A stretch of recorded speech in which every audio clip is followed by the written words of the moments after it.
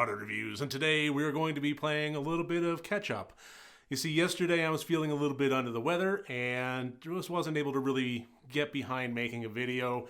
Today I am feeling better, and I'm going to be attacking this because I still need to get the advent calendar filled out, which means today I'm going to be doing 2 video reviews.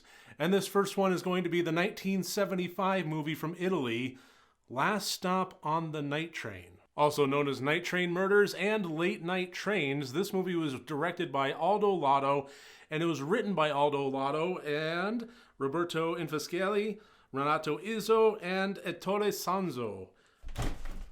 So, in this movie, we feature 2 young women as they get on a train. They're going home for the Christmas holiday, and also coming on the train is a series of other people, including 2 ne'er-do-well misfits, a bunch of other folks and so forth, and a woman that, when her bag drops and photos spill out, reveals that she is a little bit promiscuous.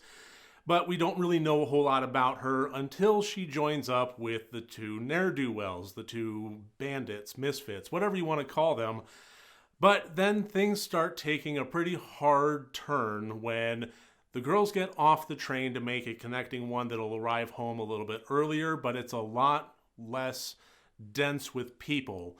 And unfortunately, joining them is the promiscuous lady and the 2 ruffians, and the 3 of them wind up engaging in physical and sexual torment of the 2 young girls. Kind of sort of billed as a bit of a Last House on the Left, but set in a train kind of thing, and I could kind of see where it's coming from that. Honestly, this movie really didn't sit well with me. This is one that I had on my radar for a very long time now in terms of when I searched for Christmas horror movies. And nothing about the concept really put me off because I hadn't honestly looked at the concept. It was more just, I don't know, something about it, it just never really, I wasn't sure how Christmassy it was, so it never made the leader of the pack in any given time for a pick. This time, however, with the content running dry, I'm kind of looking at the ones that I have passed over time and time again, and I decided I'm going to go ahead and do this one. I'm going to watch it, and honestly, I'm kind of sad that I did. Don't get me wrong, this is a beautiful movie in a lot of ways. The cinematography, the score, and so forth, it's very iconic 70s Italian film. The thing of it is, for me, is there is nothing in reality that is worse, and nothing in fiction that is more boring than Just Because.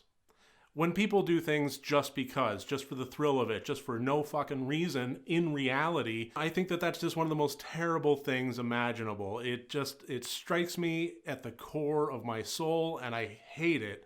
And in terms of fiction and movies and so forth, I also find it to be really lackluster. I'd have no problem with movies that go above and beyond and are excessive with gore and so on and so forth. The term shock value doesn't mean a whole fuck of a lot to me anymore. It takes a fair bit to really shock me. And I'm not going to say, this movie really didn't do that.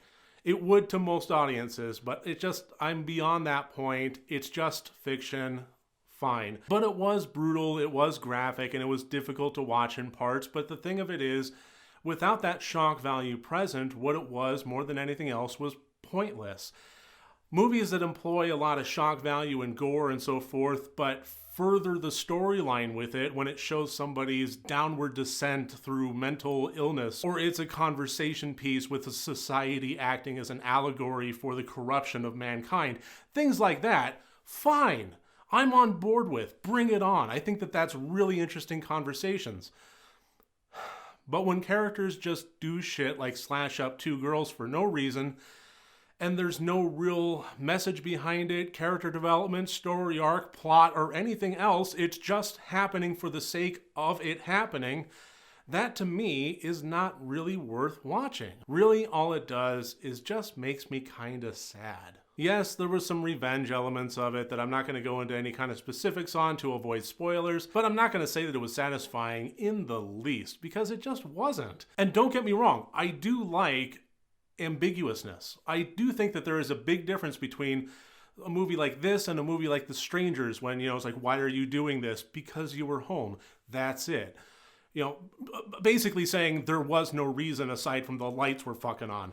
So I think that the difference between that is we are shown brutal, gory elements of this just for the sake of showing young women get harmed versus having characters terrify one another and try to rise above it. And through that conflict, we have the main characters try to overcome that, try to steel themselves and resolve themselves and get to a place of safety and so forth. But it was just watching awfulness for the sake of awfulness. And that's something I really just can't get behind. So although this movie was beautiful and it had some interesting character traits to it, I really can't say that I recommend it a whole lot. I'm not going to say that it was a bad movie because in all honesty, I really don't think that it was.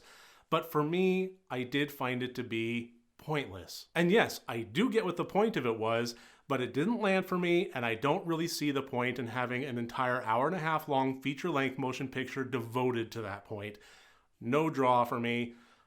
I don't think that this really had any purpose to it, and that's the reason that I can't recommend this movie. So thank you very much for joining me here today. I look forward to seeing you on my next review, which is coming up in a few minutes here. If you want to check my channel, it should show up there. I'll be reviewing Caesar and Otto's Deadly Xmas. Thank you so much again, and remember next time you want to watch a horror movie, first make sure that it's good and rotted.